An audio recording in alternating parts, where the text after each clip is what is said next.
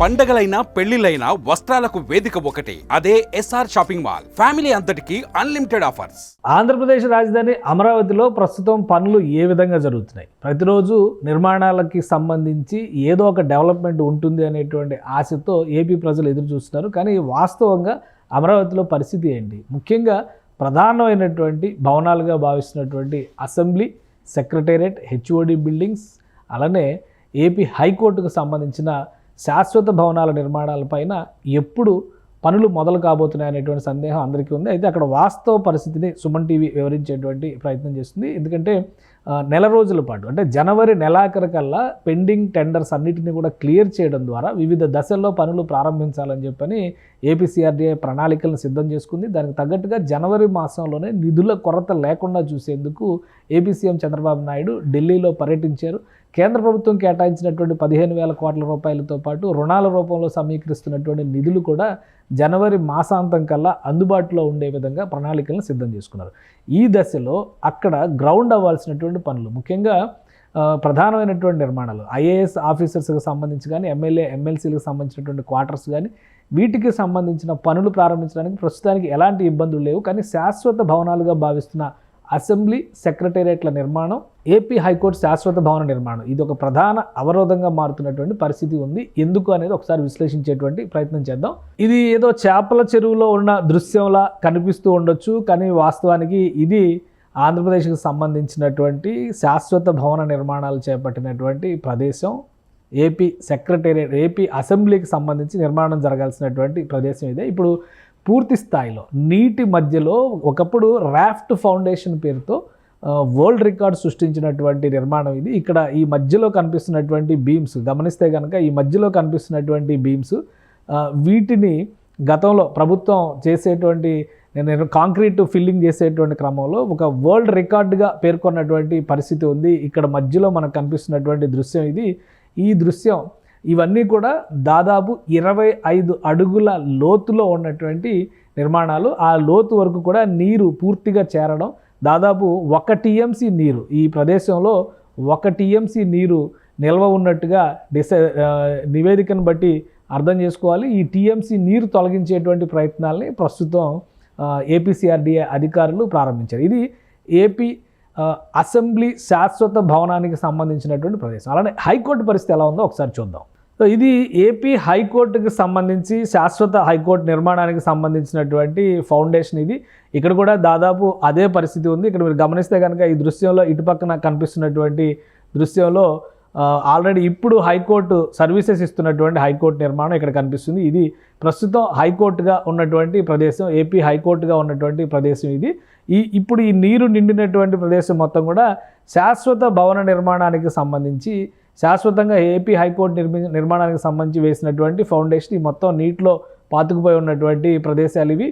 So ఈ foundation కూడా దాదాపు ఇది కూడా 25 మీటర్ల లోతు ఉన్నటువంటి ప్రాంతం. ఇది కూడా దాదాపుగా ఇక్కడ కూడా 1 టీఎంసీ వాటర్ నిల్వ ఉందనేది అధికారులు ధృవీకరించినటువంటి పరిస్థితి. ఇప్పుడు ఇక్కడి నుంచి నీటిని తొలగిస్తేనే పనులు చేయడానికి అవకాశం ఉంటుందనేటువంటి భావనలో అధికారులు, ఏపీసీఆర్డీ అధికారులు దీనికి టెండర్లు కూడా కాల్ ఫర్ చేసి, అంటే లోకల్గా ఉన్నటువంటి మిషనరీని తెప్పించి, మీరు ఇక్కడ గమనిస్తే ట్రాక్టర్లకి జనరేటర్లని అమర్చడం ద్వారా ప్రత్యేకంగా పైప్ లైన్లని ఏర్పాటు చేసి ఈ నీళ్లు తోడేటువంటి పనుల్ని ప్రారంభించారు. ఇవన్నీ కూడా ట్యూబులు. ఇక్కడ రహదారి మధ్యలోంచి అండర్ గ్రౌండ్ పైపింగ్ చేశారు. పైపింగ్ చేసి ఈ ప్రదేశాన్ని ప్రాపర్గా గమనిస్తే మీకు చాలా క్లియర్గా కనిపిస్తున్నటువంటి దృశ్యం ఏంటంటే, ఇక్కడి నుంచి కృష్ణానది కాలువల వరకు ఒక చిన్న పిల్ల కాలువ లాంటి కాలువని తవ్వారు.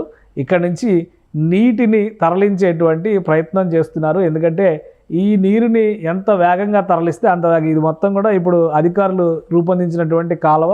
ఇక్కడ అండర్ గ్రౌండ్ పైపింగ్ చేసి రోడ్డుకి ఇబ్బంది లేకుండా ఏర్పాట్లు చేసుకోవడం ద్వారా ఈ ప్రాంతం నుంచి నీళ్లు మళ్లించేటువంటి ప్రయత్నాలు జరుగుతున్నాయి. ఈ నీళ్లు మళ్లింపంటే 25 అడుగుల లోతులో ఉన్నటువంటి ఈ నీళ్లు తొలగించిన తర్వాతే ఇక్కడ ఎలాంటి నిర్మాణాలైనా చేపట్టడానికి అవకాశం ఉంటుంది. పైగా ఐఐటి మెడ్రాస్కు చెందినటువంటి బృందం, అలానే ఐఐటి హైదరాబాద్ నుంచి వచ్చినటువంటి ఇంజనీరింగ్ నిపుణుల బృందం అండర్ గ్రౌండ్లో, ఇప్పుడు ఈ అండర్ వాటర్లో ఉన్నటువంటి ఈ నిర్మాణానికి సంబంధించినటువంటి సామర్థ్య పరీక్షలు కూడా నిర్వహించాల్సి ఉంటుంది. ఆ తర్వాత ఇక్కడ శాశ్వత భవనాల నిర్మాణాన్ని ప్రభుత్వం చేపట్టడానికి మార్గం సుగమం అవుతుంది. అలానే కాలువల ద్వారా ఈ నీటిని తరలించడం ద్వారా అటు నేరుగా కృష్ణానదికి అనుసంధానం చేసి ఈ నీరు మొత్తం కూడా తోడడానికి కనీసం నెల రోజుల సమయం పడుతుందని అధికారులు తేల్చి చెప్పారు. ఒకసారి పాత దృశ్యాలు మనం చూస్తే కనుక ఈ పిక్చర్ క్లారిటీ వచ్చేటువంటి అవకాశం, నాడు ఏం జరిగింది నేడు ఎలా ఉంది అనేటువంటి దృశ్యాన్ని అర్థం చేసుకోవచ్చు. ఆ రోజు వరల్డ్ రికార్డు సాధించేటువంటి లక్ష్యంతో భారీ ఎత్తున కాంక్రీట్ ఫిల్లింగ్ చేయడం ద్వారా రాఫ్ట్ ఫౌండేషన్ల నిర్మాణం చేసింది చంద్రబాబు నాయుడు ప్రభుత్వం. అప్పుడు దాన్ని కూడా ఒక గిన్నిస్ రికార్డుగా నమోదు చేశారు. ఎందుకంటే పోలవరంలో కూడా కాంక్రీట్ ఫిల్లింగ్కి సంబంధించి డయాఫ్రమ్ వాల్ నిర్మాణంలో ఒక రికార్డు నమోదైంది. అలానే అమరావతి నిర్మాణంలో కూడా శరవేగంగా కొన్ని గంటల వ్యవధిలోనే భారీ ఎత్తున కాంక్రీట్ ఫిల్లింగ్ చేయడం ద్వారా ఈ ఫౌండేషన్ని ఒకేసారి నిర్మించాలి కాబట్టి ఆ రోజు రికార్డు నమోదు చేసినటువంటి పరిస్థితి. అయితే అప్పుడు ఎంత చేశారో అక్కడికే పనులు ఆగిపోయినటువంటి పరిస్థితి. గత 5 ఏళ్లలో పూర్తిగా ఇక్కడ పనులన్నీ నిలిపివేయడం, పనులు ఇచ్చినటువంటి కాంట్రాక్టర్లను కూడా అక్కడి నుంచి తొలగించడంతో ఆ ప్రాంతం అంతా ఒక జంగిల్గా మారిపోయింది. ఆ రోజు పగలు రాత్రి పనిచేస్తే ఇప్పుడు గత 5 ఏళ్లుగా పడినటువంటి వర్షం కావచ్చు, వరద నీరు కావచ్చు, ఇతరత్రా అక్కడ జమ అయినటువంటి బురద నీరు కావచ్చు, మొత్తం కలిపి 25 అడుగుల లోతులోకి నీటిలో పూడుకుపోయినటువంటి పరిస్థితి ఈ ఫౌండేషన్లకు ఉంది. అందుకనే ఐఐటి మెడ్రాస్ టీం వచ్చినప్పుడు కూడా అక్కడ బోట్లు వేసుకొని పైకి కనిపిస్తున్నటువంటి ఐరన్ స్ట్రక్చర్స్ని చూసి మాత్రమే సామర్థ్య పరీక్షలను నిర్వహించారు. అయితే ఫౌండేషన్ లోపల స్థితి ఎలా ఉందంటే నీళ్ళలోకి వెళ్ళి పరిశీలించాల్సినటువంటి పరిస్థితి ఉంది. కానీ పైనుంచి అపీరెన్స్లో కనిపిస్తున్నటువంటి సామర్థ్యాన్ని బట్టి చూస్తే నిర్మాణాలు చేపట్టవచ్చు అనేటువంటి అభిప్రాయాన్ని ప్రాథమికంగా తెలియజేశారు. కానీ శాశ్వత నిర్మాణాలు జరిగేటువంటి పక్షంలో ఏళ్ల తరబడి ఉపయోగించేటువంటి భవనాలు, అలానే ప్రజా సముదాయం పదే వచ్చేటువంటి భవనాలు కాబట్టి నీరు తోడిన తర్వాత మరొకసారి కింది స్థాయిలో అంటే భూగర్భంలో ఎటువంటి పటిష్టత ఉందో కూడా పరీక్షించాలనేటువంటి నిర్ణయానికి చంద్రబాబు నాయుడు ప్రభుత్వం వచ్చింది. ఈ నేపథ్యంలోనే ఇప్పుడు శరవేగంగా నీళ్లు తోడేటువంటి ప్రక్రియని డిసెంబర్ 24, 25 తేదీల నుంచి ప్రారంభించారు. ప్రస్తుతం 2-3 ట్రాక్టర్ల ద్వారా ఈ నీళ్లు తోడేటువంటి పనులు నడుస్తున్నాయి. అయితే జనవరి 1వ తేదీ నుంచి 4-5 ప్రాంతాల నుంచి పిల్లకాలువలు అంటే చిన్న ఛానల్స్ని ఏర్పాటు చేయడం ద్వారా ఈ నీటి తొలగింపు ప్రక్రియను శరవేగంగా పూర్తి చేయాలని భావిస్తున్నారు. ఎందుకంటే అనేక టెండర్లకి సంబంధించి ఏపీసీఆర్డీఏ పెట్టినటువంటి డెడ్లైన్ జనవరి 16వ తేదీ వస్తుంది. జనవరి 16లోగానే టెండర్లు కంప్లీట్ చేయాలనేటువంటి లక్ష్యంతో ఏపీసీఆర్డీఏ అధికారులు ప్రణాళికను సిద్ధం చేసుకున్నారు.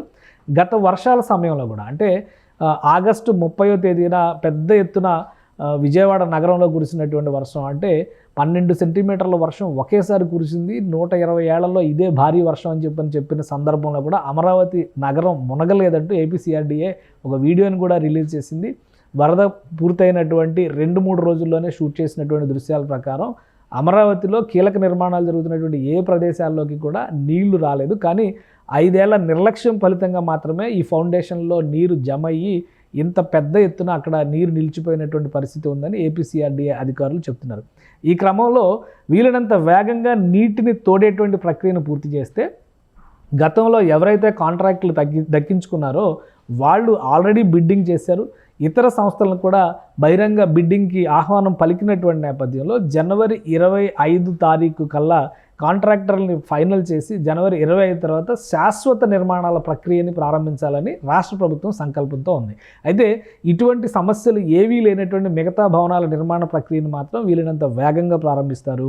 శాశ్వత భవనాలుగా చెప్పుకుని అమరావతిలో ఐకానిక్ బిల్డింగ్స్గా చెబుతున్నటువంటి అసెంబ్లీ, హైకోర్టు, హెచ్ఓడి భవనాలకు సంబంధించినటువంటి సముదాయాల్లో నీటిని తోడేసిన తర్వాతనే టెండర్లను ఫైనల్ చేయడం ద్వారా పనులకి కాంట్రాక్టర్లకి అప్పగించేటువంటి అవకాశాలు ఉన్నాయి. కాబట్టి ఈ పనులు వేగంగా చేయడానికి కావాల్సినటువంటి యంత్రాంగాన్ని అమరావతి ప్రాంతానికి తరలించేటువంటి పనుల్లో ఏపీసీఆర్డీఏ నిమగ్నమై ఉంది. ఈలోగా అంటే జనవరి 2వ తేదీ నుంచి all India service officers, MLA, MLC క్వార్టర్స్కి సంబంధించినటువంటి పనుల్ని ప్రారంభిస్తారు. అలానే మరికొన్ని పనులకు సంబంధించి అంటే జడ్జెస్ బంగ్లాస్కి సంబంధించి అవి ప్రాథమిక దశలో ఉన్నటువంటి నిర్మాణాలు కాబట్టి ఆ పనులకు సంబంధించినటువంటి టెండర్లను కూడా ఫైనల్ చేసే అవకాశం ఉంది. అలానే ఏపీ ఎన్జిఓస్కి సంబంధించి గెజిటెడ్ ఆఫీసర్స్కి సంబంధించినటువంటి నిర్మాణ భవనాలు కూడా 80%, 60% పూర్తయినటువంటి నిర్మాణాలు ఉన్నాయి. ఆ భవనాల పనులను కూడా జనవరి 2వ తేదీ నుంచి అమరావతిలో ప్రారంభించేందుకు సిఆర్డీఏ ప్రణాళికలు చేస్తోంది. అలానే ఈ శాశ్వత నిర్మాణాలుగా భావిస్తున్నటువంటి వీటన్నిటికీ సంబంధించి నీటి తోడివేత కార్యక్రమం పూర్తయ్యేలోగా, అంటే టెండర్ల ప్రక్రియకి సంబంధించినటువంటి ప్రాసెస్ కంప్లీట్ అయ్యేలోగా నీటి తోడివేత ప్రక్రియను పూర్తి చేయాలి. అట్ ద సేమ్ టైం దారుఢ్య పరీక్షలు, అంటే బలానికి సంబంధించి వాటి దృఢత్వానికి సంబంధించినటువంటి పరీక్షలను కూడా కంప్లీట్ చేసి ఐఐటి మెడ్రాస్, ఐఐటి హైదరాబాద్ టీముల చేత వాటిని తనిఖీ చేసి సర్టిఫికేషన్ చేసేటువంటి ప్రక్రియను వేగవంతం చేసే పనిలో అమరావతి ఏపీసీఆర్డీఏ అధికారులు నిమగ్నమై ఉన్నారు. సో ఈ పనులన్నీ పూర్తి చేయడానికి 25 రోజుల సమయంలో, వాటర్ తోడడానికే 25 రోజుల సమయం పడితే ఈ పనులన్నీ జాప్యం జరుగుతాయి. కాబట్టి నెక్స్ట్ వీక్లో, వచ్చే వారం నుంచి పెద్ద ఎత్తున నీటి తోడివేత ప్రక్రియకు కావాల్సినటువంటి ఏర్పాట్లు చేయాలని ఏపీసీఆర్డీఏ అధికారులు నిర్ణయించారు. సంక్రాంతిలోగా ఈ తోడివేత కార్యక్రమం కనుక పూర్తయితే సంక్రాంతి తర్వాత దృఢత్వ పరీక్షల్ని నిర్వహించి ఈలోగా టెండర్ల ప్రాసెస్ని కంప్లీట్ చేయడానికి కావాల్సిన ప్రణాళికని ఏపీ సర్కార్ సిద్ధం చేస్తుంది. సో గతంలో జరిగినటువంటి తప్పిదాలు మరోసారి జరగకుండా ఉండాలంటే ప్రణాళికాబద్ధంగా అమరావతిలో ఉన్నటువంటి నిర్మాణాలను ముందుకు తీసుకెళ్లేందుకు వీలైనంత వేగంగా పనులు జరగాలని రాష్ట్ర ప్రభుత్వం నిర్ణయించింది. అందుకనే బడ్జెట్లో కేటాయించినటువంటి నిధులతో పాటు రుణాల రూపంలో సమీకరిస్తున్నటువంటి మొత్తాలు కూడా ఎప్పటికప్పుడు సకాలంలో అందుబాటులో ఉండే విధంగా చర్యలు తీసుకోవాలని ఏపీ సీఎం చంద్రబాబు నాయుడు అధికారుల్ని ఆదేశించారు. సుమన్ టీవీలో మీ పర్సనల్ అండ్ బిజినెస్ ప్రమోషన్స్ కోసం కింది నెంబర్కి కాంటాక్ట్ చేయండి.